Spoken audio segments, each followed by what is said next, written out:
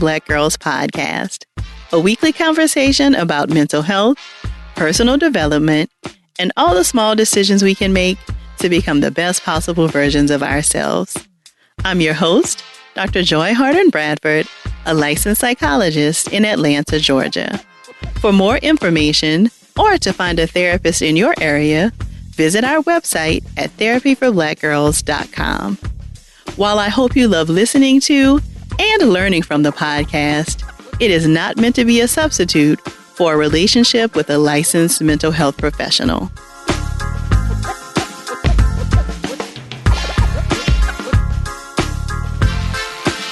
Hey, y'all. Thanks so much for joining me for session 274 of the Therapy for Black Girls podcast. We'll get right into our conversation after a word from our sponsors.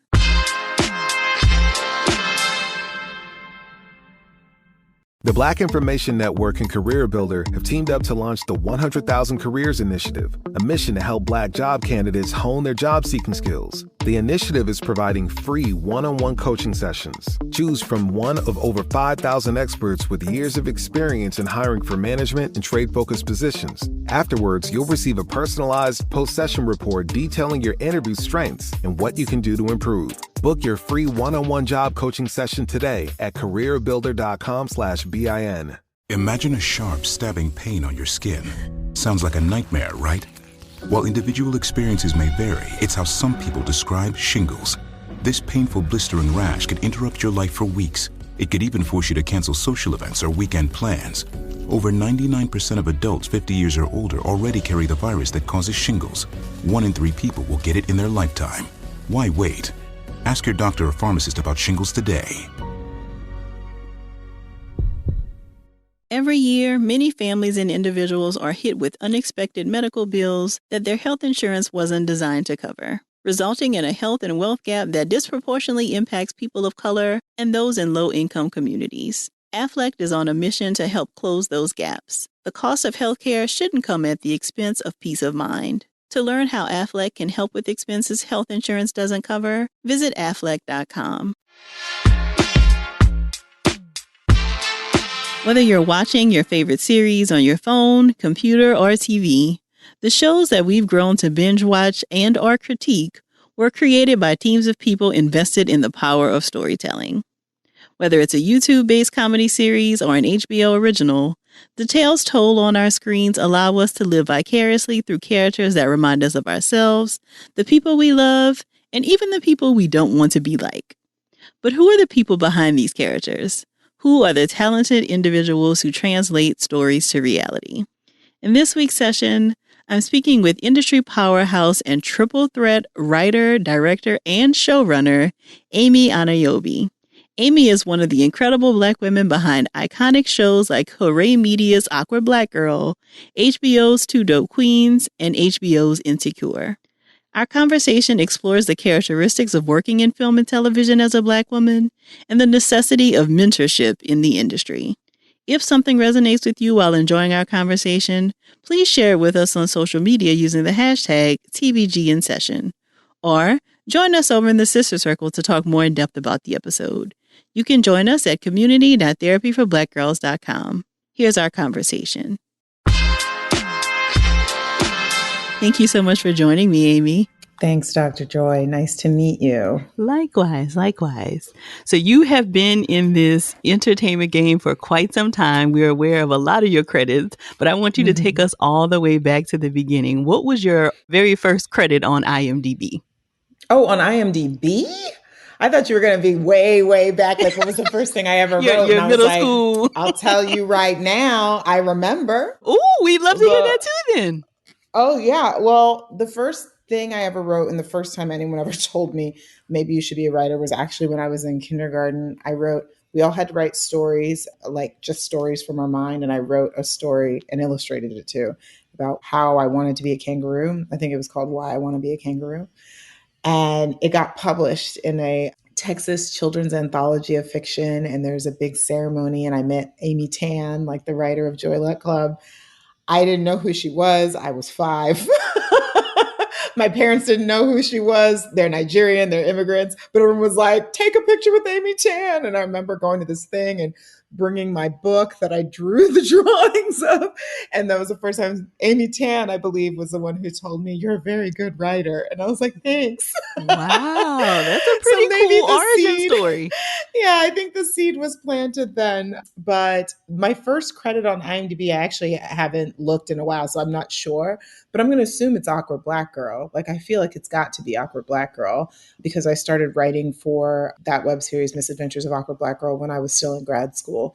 I was in my second year of grad school when Issa's team reached out to me and asked if I wanted to be a writer on the web series. And I kind of knew Issa from college. We weren't close, but Blackness, we had met. And I watched the first episode and was like, it was so like, it gave me chills because I was like, I've never felt more seen in my life. I am an awkward Black girl. And so I wrote on it while I was in grad school. And then after I graduated, when I became a writer's assistant on Happy Endings, which was a comedy on ABC. And while I was still an assistant on that show, I moonlighted at night as a real ass writer. I love it. I love it. So her team was familiar with you from you both being at Stanford? Yeah, and even to explain that further by her team, I mean Tracy Oliver, her producer. Tracy Oliver, who is an amazing writer in her own right, who has a mega deal at Apple and has the show Harlem on Amazon.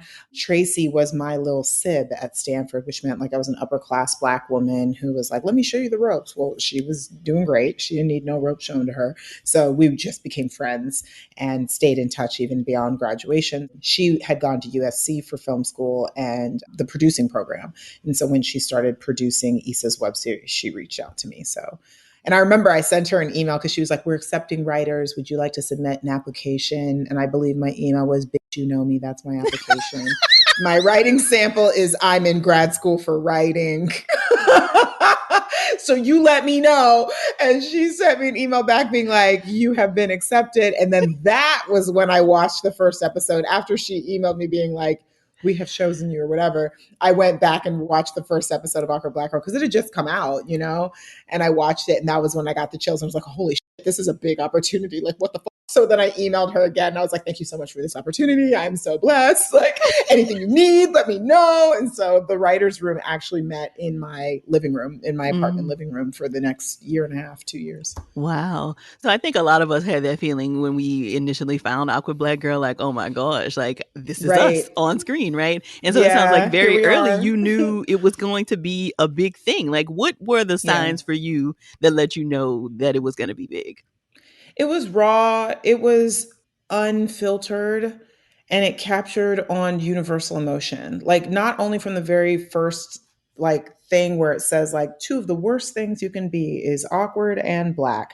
Like, that was something that as a self-identified awkward Black girl that I had always felt like, not only are you at the bottom of the social barrel because you're Black, but you're also in white spaces, let's be honest, but you're also at the bottom of the barrel because you're awkward and you don't flow so easily in social scenarios. And I had always felt that. And then like her rapping to herself, like as a kid, I had written songs like my mom has walked in on me so many times, like singing emphatically into the mirror and being like, are you okay? And I'm like, I got emotions. And it was like, it was the same thing. Like I was more like singing like Gloria Estefan, like B-sides, but Issa's character rapping, it just felt very familiar. And I have so many journals filled with poetry from my youth and songs and song lyrics and rap lyrics and spoken word and all these corny things. And I'm like, so that was all it. But then that universal feeling, like the first episode, I think is the stop sign. Awkward moment. What's the protocol for repeatedly running into someone at a stop sign? She missed you. Oh my God. Hey, I totally didn't even see you. It's been so long. I know, right? No, seriously. What the is it? I guess I'll see you at work. And it's where she says like, hey, to a guy at a stop sign. And then they start driving. They keep meeting at the next stop sign, at the next stop sign. And I'm like, yeah, that's my nightmare. So it was just universal themes of awkwardness. And like realizing that by identifying, I understand what you're supposed to think about me because I'm Black and I'm awkward. By identifying it, it almost reclaims it in its own way. So it also, even though saying two of the worst things you can be makes it sound like it's shitting on Black awkward people, you're also reclaiming it and saying like, hey, I'm going to stand in my truth. It also comedically felt very similar in tone with like 30 Rock and The Office and these awkward people comedies, like comedies where awkward people were the star. And that, of course, was when it came out. So it felt like finally one for us. Do you think that there's anything different in terms of writing for a web series versus other mediums?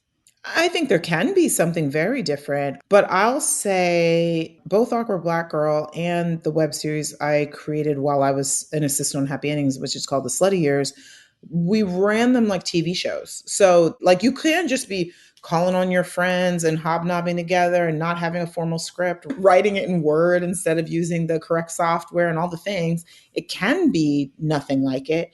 But to be honest, we ran ours like a show. And by the time I got on Happy Endings and I was creating The Slutty Years, like, I knew all the prep meetings that went into making a TV show. So I had those same prep meetings along my schedule.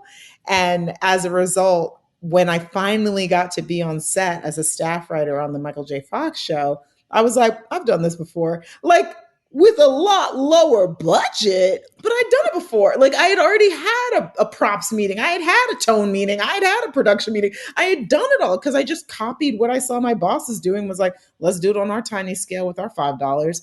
And so there was, I won't say a full comfort, but there was sort of this like, oh, okay, the white people got more money, but we can do this. So it can be different, but I think it depends on what your goal is. My goal was to be a TV writer, so I ran my web series like a TV show.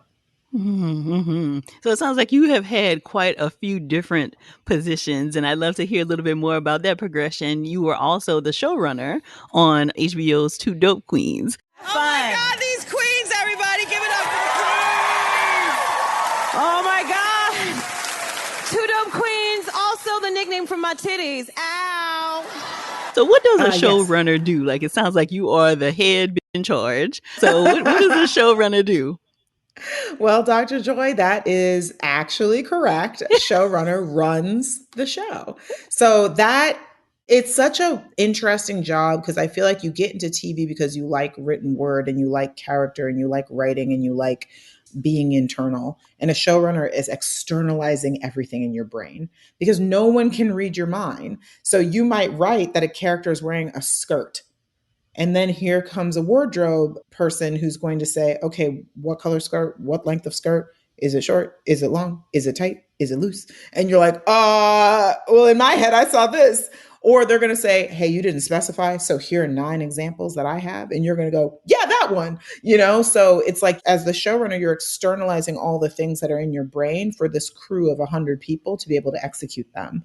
And some people have that built in to their mechanics of how they process story. And some people it's a learned talent. And then some people it's just not for them. Like, not every writer in television sets out to be like, I'm going to be a showrunner, because it's a right brain, left brain mix that is not necessarily intrinsic to all creatives. So sometimes a show creator, someone who writes and develops a show, will hire a showrunner who's good at that right brain, left brain to do the translating for the crew. I feel like I've been pretty lucky to work for showrunners who are both like creators and showrunners. And that's what I pride myself on too. I'm very type A and like, I'm a Virgo, I'm a child of immigrants, I'm Nigerian. I'm a double Virgo actually. So I'm like type A to the max. So I'm like, you want something translated from my brain? I got you, because I don't want you to get it wrong. So I feel like I was like built to be a showrunner. And so I will say being on Two Dope Queens was the first time that I got to feel that feeling of truly collaborating with the talent so closely and being in charge at the same time with both Phoebe Robinson and Jessica Williams. And it was like putting on a jacket that was supposed to be mine forever, that was made specifically for me. I was like, this is what I'm meant to do. It was so much fun. And so that's what I run towards now, are the opportunities that let me create and also lead. I also think that part of being a leader for me, intrinsic to the job, is mentorship. So mentoring is so important to me. And I think all of my bosses who I really love work in the way where it's like mentorship is part of the job. And that has been really wonderful to know that there's a place for me as a showrunner, as someone who loves to mentor and bring up other voices and other creators as well. Mm-hmm.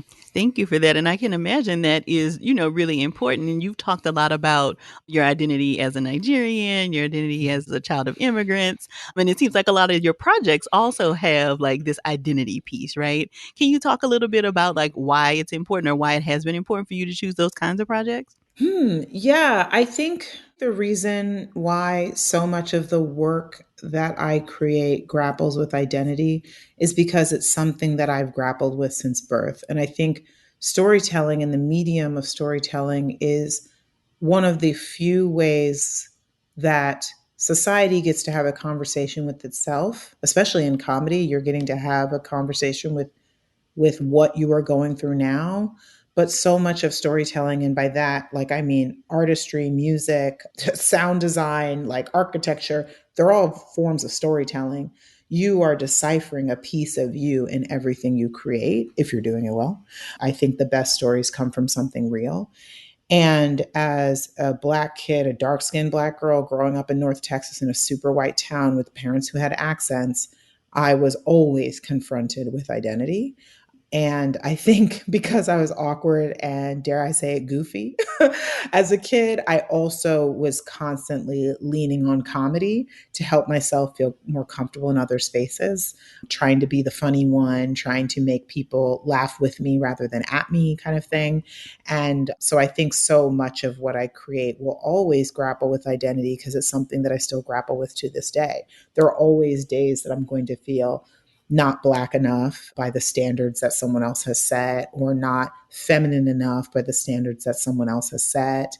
It's just like we're constantly being like checked, not only as Black people, as women, as Americans, as just whatever identities we hold, we're constantly being checked by standards that someone else has set. Those are all going to be conversations about identity. So when I put it in my work, it's because I'm trying to figure it out for myself too. Mm. Yeah, and I think that that is what makes so many of your projects just incredibly relatable, right? And, like we see ourselves in them, but I can also Mm. imagine when it is like you, right? So it's maybe a characterization of you, but still in some ways you, it may be Yeah. difficult to like deal with that being on the screen and like have people pick it apart and critique. How do you take care of yourself when it is kind of like you in these stories? Yeah, I mean, a lot of it is the mute button is mad helpful. Social media. Someone once told me, like, if you read the good reviews, you have to read the bad ones. Like, you can't just read one side, and vice versa. Like, you're not allowed to just live in beating yourself up, and you're not allowed to just live in praising yourself. That was just advice that someone told me because both make you better. So I do kind of believe that. Like, but I already in that, there are certain review sources that I trust, and the ones that are just like bloggers, I kind of tend not to internalize what they're saying because sometimes, a lot of times, it's coming from a place of being a super fan or being a super critic. And then in terms of like staying sane, like honestly, I find that I am just too busy to read all the comments. So I will do my little scan through like comment section, or like I'll tweet something about a moment in the show and I'll do my little scan. And then I got to move on. I got a job. So I'm just sort of like, at the end of the day, I'm like, I find it, a bad tweet or someone critiquing my work does hurt my feelings. There's no way around that. I don't know what it is about social media, but a stranger saying something mean to you almost hurts worse than a friend. And I don't know why. So when I feel like I'm running up against that, I'm like, mute, delete, block, move on. Like, I'm just like, I have to get away from that feeling because I'm like, this person doesn't know me. So I don't want to internalize that. Luckily, I'm pretty busy, so I can't dwell in the comments too long. But other than that, I just try and move on quickly. Mm-hmm. More from my conversation with Amy after the break.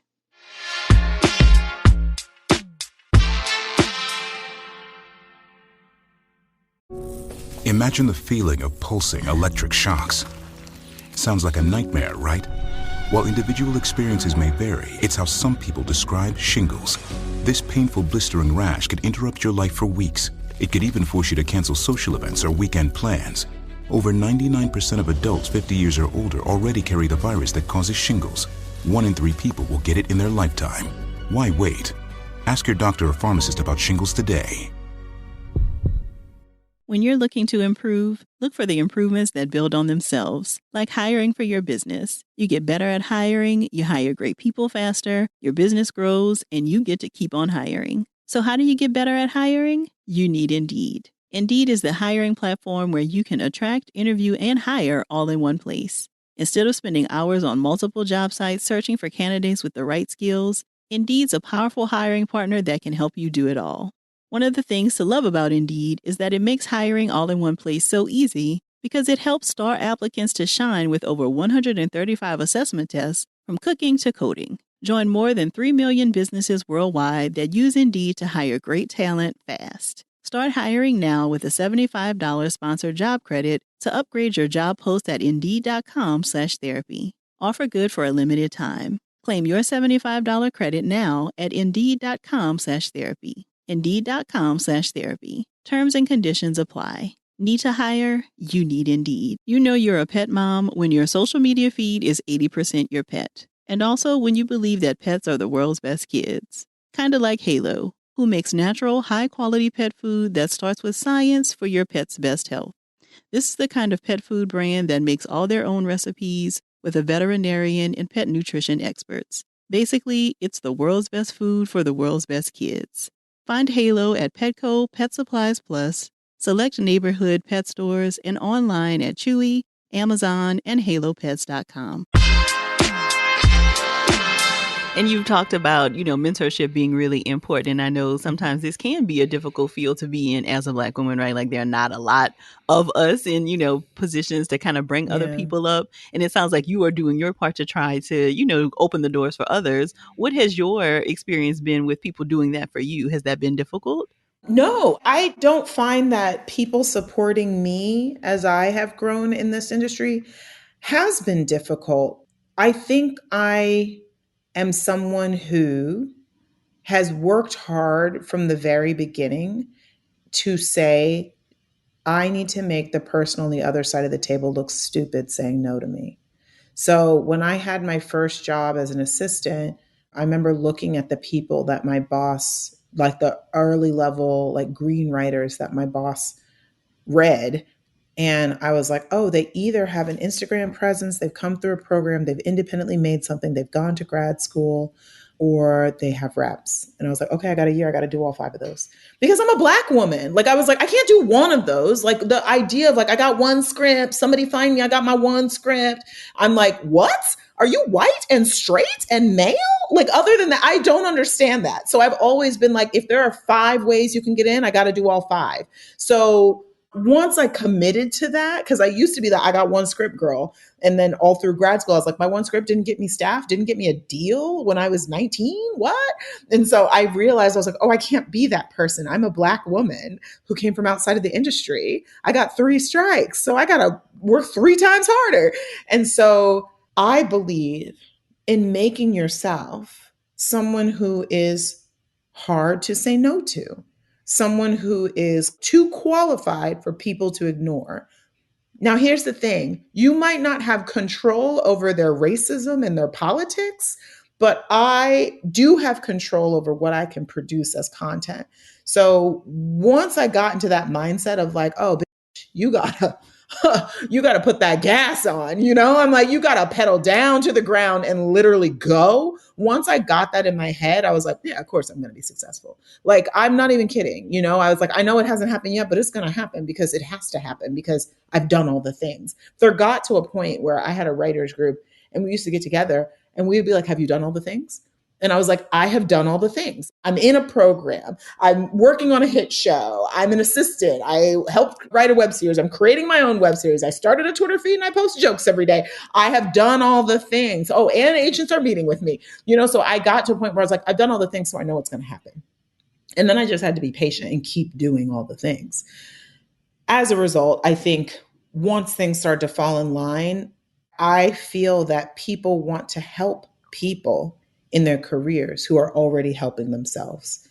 I find it frustrating, albeit understandable, when people who are not in the industry are asking, can I get a job? Or like, can you give me this? Or I'm looking for this, can you help? I understand it.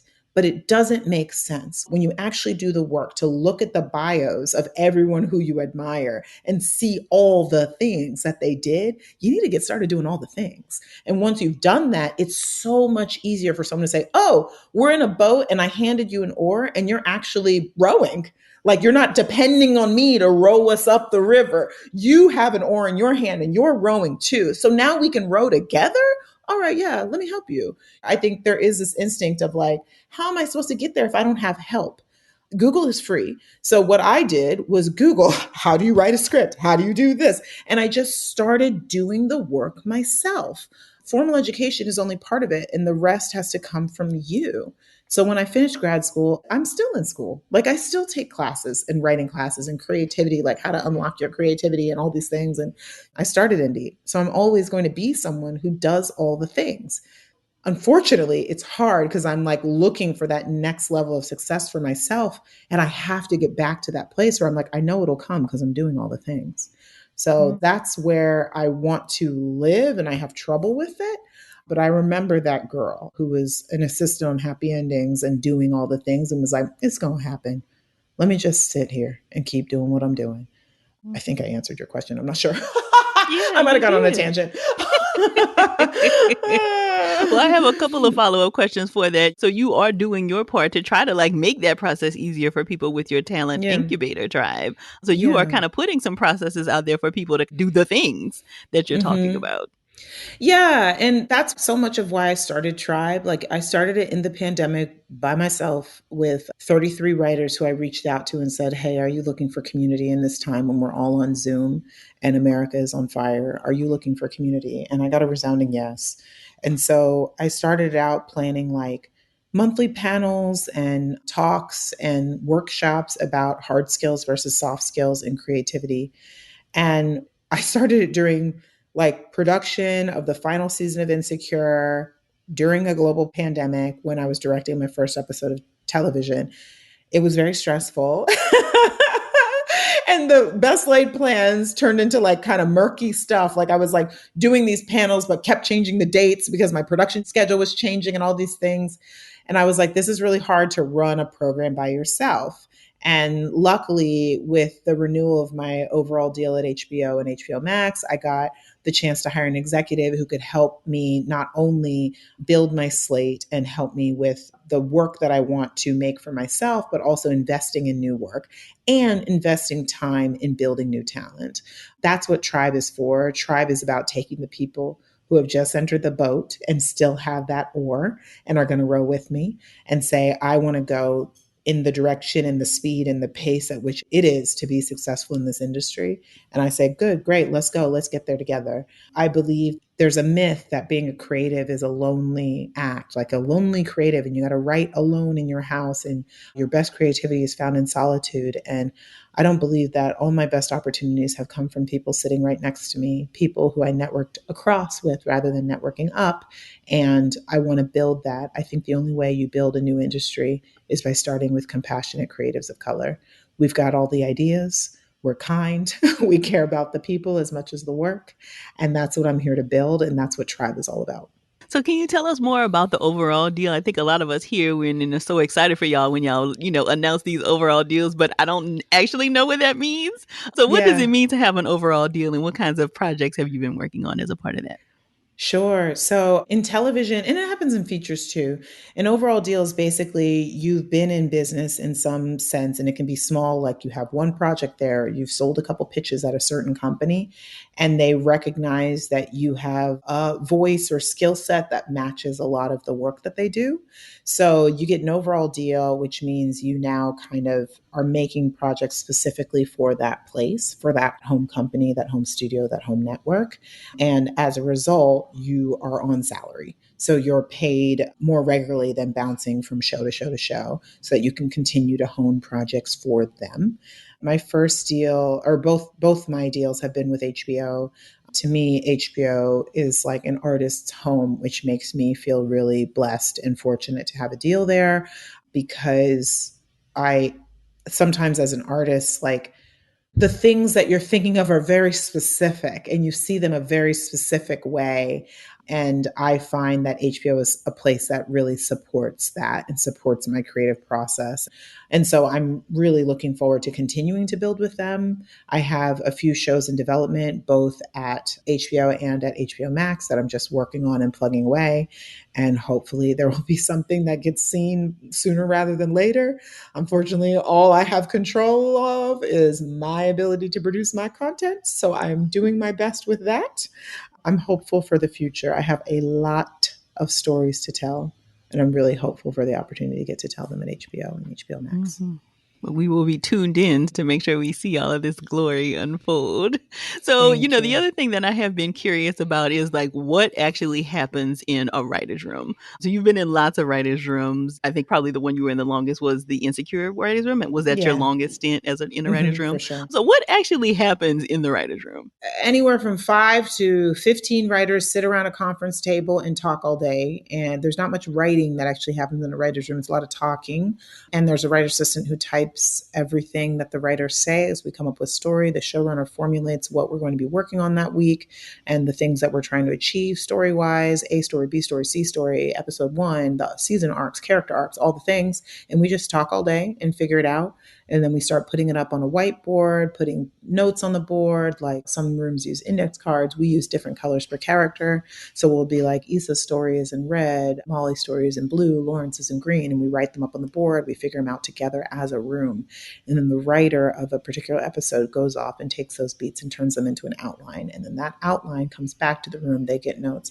The room all together rewrites that outline. Then in some rooms, the writer then goes off on their own to write the script, but in some rooms, the episode gets group written and scenes are divided between the writers. They all write, they assemble the script, it comes back to the writer's room. We rewrite that as well. And then once we get that in a place where we like, Issa and or Prentice will put like a little last like sprinkle of special sauce on it, the things that they want. The showrunner will do that. And then it goes to the studio and or the network at HBO. They're the same place. So it just goes straight to HBO and then they give notes and then it goes back to the writer's room. We rewrite that again. And then it goes to the actors and we have a table read. And then after the table read, we get more notes and then it goes back to the writer's room and we rewrite that again. And then we start shooting it. And then on set, sometimes there are questions that come up and then it goes back to the writer's room and we rewrite that again. And then we keep shooting it. So I don't know, like what happens in a writer's room, story gets created. Like, I mean, I think that's the long and short answer. Story gets created. And like, I'm having trouble sort of like describing the process because it's like organized chaos. Like we just create. I don't know. That ain't a good answer. No, I mean, that is helpful. So I think I was under the impression that the writer's room wrapped before like the actor started shooting, but it sounds like the writer's room can still be active even in the midst of shooting if like something needs to be rewritten.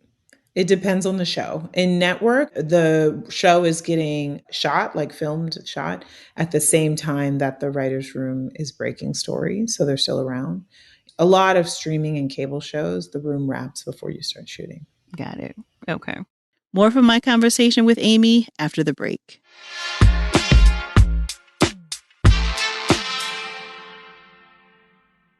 Imagine a sharp, stabbing pain on your skin. Sounds like a nightmare, right? While individual experiences may vary, it's how some people describe shingles. This painful blistering rash could interrupt your life for weeks. It could even force you to cancel social events or weekend plans. Over 99% of adults 50 years or older already carry the virus that causes shingles. 1 in 3 people will get it in their lifetime. Why wait? Ask your doctor or pharmacist about shingles today. When you're looking to improve, look for the improvements that build on themselves, like hiring for your business. You get better at hiring, you hire great people faster, your business grows, and you get to keep on hiring. So how do you get better at hiring? You need Indeed. Indeed is the hiring platform where you can attract, interview, and hire all in one place. Instead of spending hours on multiple job sites searching for candidates with the right skills, Indeed's a powerful hiring partner that can help you do it all. One of the things to love about Indeed is that it makes hiring all in one place so easy because it helps star applicants to shine with over 135 assessment tests from cooking to coding. Join more than 3 million businesses worldwide that use Indeed to hire great talent fast. Start hiring now with a $75 sponsored job credit to upgrade your job post at Indeed.com/therapy. Offer good for a limited time. Claim your $75 credit now at Indeed.com/therapy. Indeed.com/therapy. Terms and conditions apply. Need to hire? You need Indeed. You know you're a pet mom when your social media feed is 80% your pet. And also when you believe that pets are the world's best kids. Kind of like Halo, who makes natural, high-quality pet food that starts with science for your pet's best health. This is the kind of pet food brand that makes all their own recipes with a veterinarian and pet nutrition experts. Basically, it's the world's best food for the world's best kids. Find Halo at Petco Pet Supplies Plus, select neighborhood pet stores, and online at Chewy, Amazon, and halopets.com. So you did talk about like Insecure kind of being your longest stint in a writer's room, and it's been some time now since we had to say goodbye to Insecure. And I'm wondering, what has that been like for you emotionally? I know as viewers and fans of the show, I think a lot of us had to make peace with like saying goodbye to this thing we loved, but you of course were much more intimately acquainted with the show. And so what has it been like for you a couple of months later saying goodbye to this thing that was so close to you? Well, I will say the thing I try and remind people is that our goodbyes as the people who work on the show started so much before fans' goodbyes, because we as a room broke the episode. We cried then. Then we wrote the episode and reread it. We cried then. Then we table read the episode. We cried then. Then we shot the episode. We cried then. And then as an EP, I was on post. So I saw every single cut of the episode and cried and cried and cried and cried. And then we did a final mix of the episode with the final music and we cried then. And then it went to air. So by the time it aired, I had already shed all the tears. In fact, what made me cry when I watched the final airing was the documentary that aired right after it, and getting to relive those goodbyes. That's what made me emotional. Seeing the finale, I had already absorbed all of the sad and bittersweet that I could absorb off of that finale from all of the months of creating it with the team. And so I think post all of that and saying goodbye to it in terms of like holistically saying goodbye to it, yeah, it remains difficult, you know, especially as someone who I love being on set. I love it so much. I loved directing on Insecure and later directing on Rap Shit. I love being in the room. I love breaking story with writers. And development is not that. Development is more internal. It's more conversations with producers. It's more like thinking how it could go. And so I've been in development now for almost a year. And we could call it 6 months since Rap Shit, because I directed on Rap Shit in November, December. But like, I miss that so much, like being part of the machine that is moving. I miss it so much. That's where I belong. I'm happier when I am in the mix of the machine. So that synergy, that energy, making something together with people who understand what you're making all at the same time. And Insecure in particular was very special because like we had so much of the same crew from as far back as like season 2 and a few people even from season 1 who stayed through the whole series. And so we were all saying goodbye, not just to the show and the content, the characters, but to each other. And that is something I miss, building something great with people who understand you're building something great all at the same time. It's a really, really beautiful feeling. And that only comes through time. Like that only comes from making something that lasts more than a half a season, which like unfortunately, lots of shows get canceled before they get that far. Like when I watch like Quinta Brunson's stories and stuff on Abbott Elementary, I'm like, they get it. You know, I'm like, they are experiencing it now in their first season, how special it is to be making something special that everyone else recognizes as special. They're getting that now. So many shows like that you see that you're sort of like, okay, they get it. And I want that again. I know it will never be exactly the same as Insecure because it really was the first of its kind in so many ways, even though it was also continuing the legacy of many Black shows that came before it and many adulting stories that have come before it in its own way, in its own artistic way, thanks to the eye of Melina Matsoukas, the original mind of Issa Rae, and the leadership of Prentice Penny. It was one of its kind. So I'll never have that specifically again, but that ability to be in the machine, oh, how deeply I want it back. And I can only cross my fingers and hope because I'm trying so hard, but it just takes time. Yeah, yeah. And I also love that so many of you, it seems like, continue to do projects together, right? So it sounds like you were able to direct Yeah. on Rev Shit, and I'm sure maybe some of those same people will be working on some of the shows that you are coming up with. Yeah, there's been a lot of insecure cross pollination in lots of different shows. Like, shout out to Phil Jackson, who created Grand Crew. Kinsey Young, who is an insecure writer, is writing for him, and obviously Sarita Singleton, who is the showrunner for Rap Shit, got her start on Insecure. So there's been a lot of insecure cross pollination, and I'm very excited for that to continue for years and years and decades to come. So earlier you mentioned that you feel like you are trying to like unlock this next level of success for yourself. What does that look like? Like, what are you hoping to grow into doing? Dr. Joy, this interview is making me sweat. I'm just going to be honest. Like, I'm like, is this therapy? Me dealing with my weaknesses? I'm just like, girl, what does it look like? I'd love to know. Like, what do you want to do? What do I want to do? Number one thing I want to do is change this entire industry from the ground up. And I do believe, as I said when I was speaking about Tribe, it starts with investment in compassionate creatives of color. And the reason I say compassion is because everybody in this industry has passion for their job, or some people passion for power. But compassionate means you care about the people as much as the work. That's what I care about most. That's the type of creator I am. Those are the creators I want to pour into. So I want to change this industry, and I want my voice on television. But the more important thing to me is to change this industry. I want more people who look like me in the spaces that I get to be a part of and beyond. When I look at the writers, like, there's like a mid-level writer problem where there are a lot of lower level writers and a lot of upper level writers of color, and not a lot of mid-level, because people aren't being encouraged to matriculate upwards. People aren't being supported in their failures. And I think we have to support people of color in their failures, just as the industry supports people who don't look like us all the time. Like, I have to be given space to fail. And I think what's hard as a creative of color is very often you don't get opportunities until you've proven you've already deserved them. Whereas lots of people can bet on a straight white man's potential. And I really hope that if I can keep moving up, I can start betting on other people's potential on their behalf. That's what I want. So beyond that, yes, I want to be a showrunner again. I want to run my own show. I want to run multiple shows. I have it in me. Like, my brain just operates that way. I can do it. So it excites me when I think of the idea of running two shows at once. I think people would be like terrified. And for me, I'm like, yes, something for my head to do besides just think of myself. Or I'm like, something for my head to do instead of just be mired in doubt. I'm like, the idea of like running multiple shows at once is really exciting to me, because not only am I like, yay, Amy gets to run two shows, but I'm also like, yay, I get to have two number twos who are ready to be showrunners, and I get to build them, and I get to mentor them, and I get to pour into them and get them ready to run their own shows. That's how deep I believe in mentorship, is that I want to run shows so I can create more showrunners.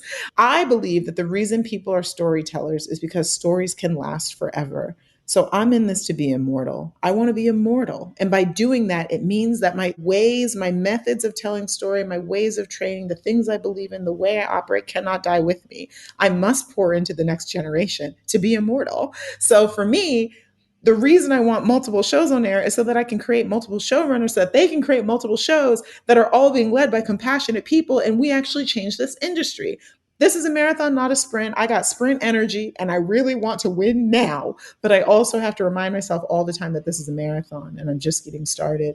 Insecure is the foundation to what I'm going to be tomorrow, and I'm so excited to get there.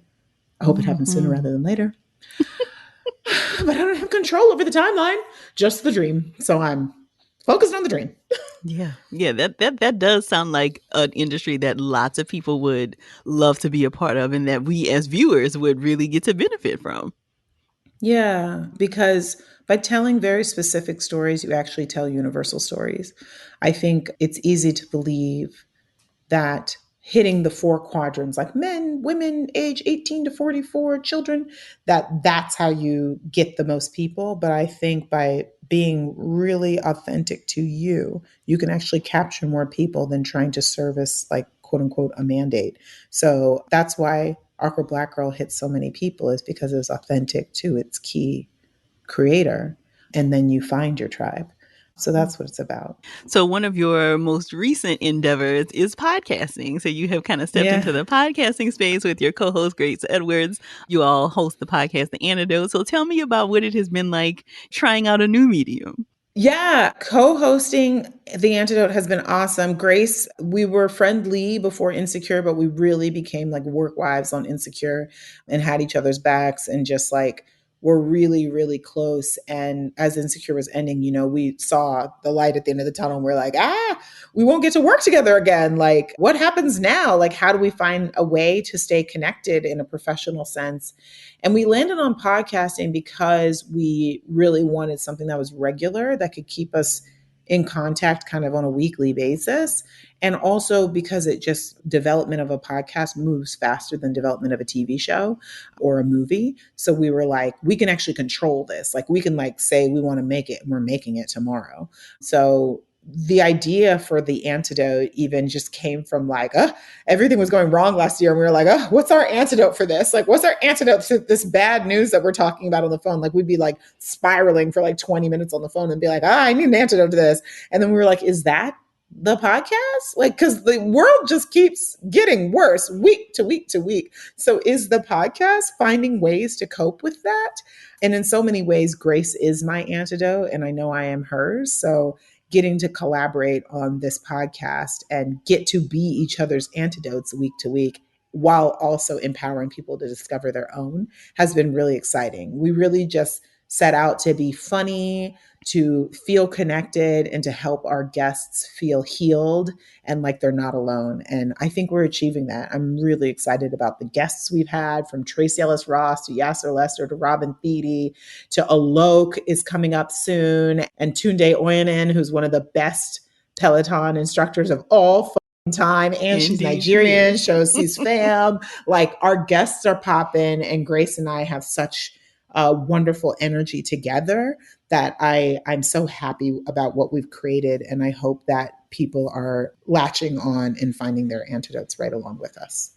I love that. So you all had the idea for a podcast and then the name of it came to you as you continued to talk. It was more like we had the idea of a show. We were like, is there a show around having antidotes? I think that was the order, was like, was there a show? And we were like, how will we ever get this made? And then we were like, let's make it a podcast.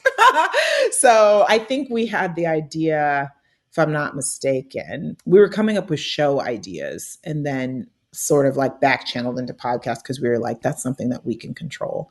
Whereas TV, I'm always going back. I'm a control freak. And so I'm always going back to what can I control? What can I control? What can I control? And I can't control the script to screen pipeline, but a podcast is a little easier to control. Mm-hmm. Do you think you might ever toy with the idea of a fictional kind of a podcast? There's such an emphasis now in this industry on IP, like having IP before like selling a show or something. And I love the idea of a podcast serving as IP. I will say, because podcasts are really hard to make, like they are a lot of work to make. Part of me is like, let me write a short story and make that my IP because it'd just be easier. But I do love a scripted podcast. I really enjoyed Fruit, which was Issa's podcast that she produced. And obviously, Homecoming.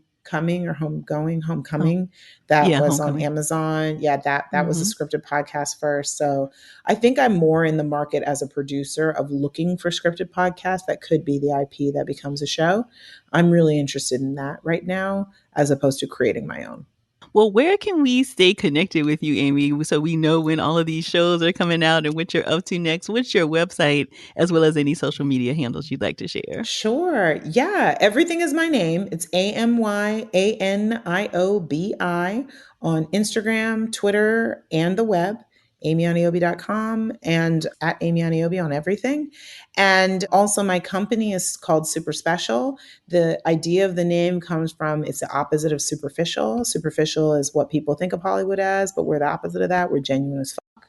We are fully ourselves, and it makes us special. So you can find my company at Super Special on Twitter and Instagram. And then the website is www.besuperspecial.com. I'll just also add, and if you are interested in the Tribe Writing Program, information can be found on our Instagram, which is @superspecial, and also on the website, www.besuperspecial.com/tribe, TRIBE. We'll be sure to include all of that in the show notes so that nobody misses any of those links. Thank you. So we do have a little game we want to play if you have time. Oh, shoot. Okay. Let's do it. I want to play a game with you. Let's okay. do it. All right. So this is a quick Who Said What Now game from Insecure. So from some of the famous lines from Insecure. So we're going to read it and then you tell us who said it. Okay. Let's see how I do. I've been there since the beginning, but it all blends together after a while. So Lord help me. I hope I do a good job. Okay. So the first one is, oh, so now y'all want to be woke when a bitch been an alarm clock since day one. Well, beep, beep. Issa. That was Issa. That's gotta be Issa. Okay. I was like, that's gotta be Issa. Okay. Okay. The second one is, no, we've given white people enough time. Frida. That was Frida. Look at you. Girl, I was in the writer's room. I gotta know this shit. If I miss one, I'm gonna be mad.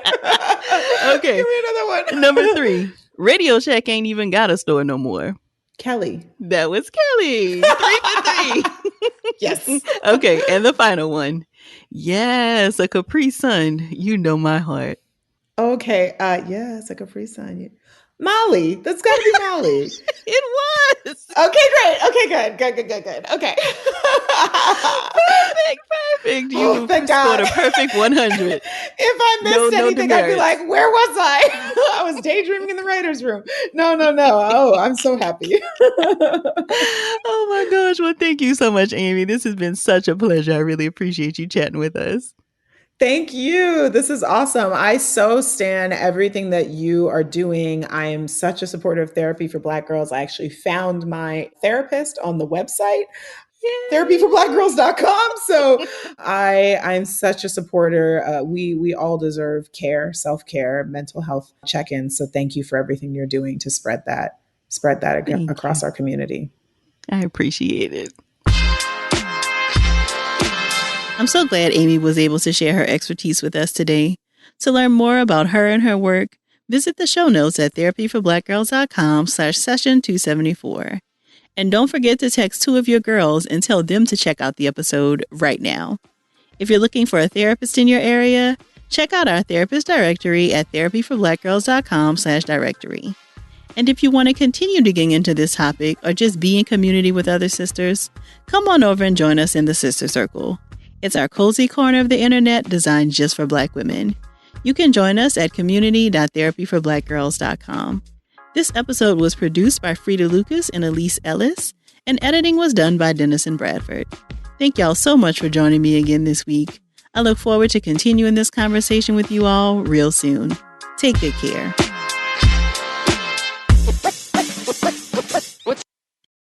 Ford Motor Company is committed to moving forward together with all new electric vehicles that offer an efficient and exhilarating driving experience. Don't be the last to join us on the road of new electric vehicles as we redefine what electric can do. Ford is going above and beyond to not only create the smartest, most connected EVs and technology, but to also make sure that customers are well educated on how to move forward with electric energy. Some benefits of driving an all-electric vehicle include saving money annually on gas and zero vehicle emissions. Ford customers will also have easy and simple access to charge, whether you charge at home with an overnight plug-in Ford mobile charger or on the road at one of the 19,500 charging stations of the Blue Oval Charge Network. So journey into the future with Ford's lineup of electric vehicles, with many affordable options to choose from. Head on over to Ford.com to learn more. Built Ford proud. Yeah, Rap Radar Podcast. And B-Dot, and we're back, baby. Yeah, the laugh. You missed it, didn't you? Constant elevation causes expansion. This guy goes by the name of Drake. Yes, sir. We got Cardi B, man. Finally. J. Cole. Light skin Jermaine. And we right in the pit, man, with Nip Hustle. What's up, Nipsey? Yeah, man, you seem to be getting better. I'm like, that's what's supposed to happen. Rap Radar Podcast, baby. Yeah, Rap Yes, Radar. Lord. Yes. Listen to Rap Radar wherever you get your podcasts.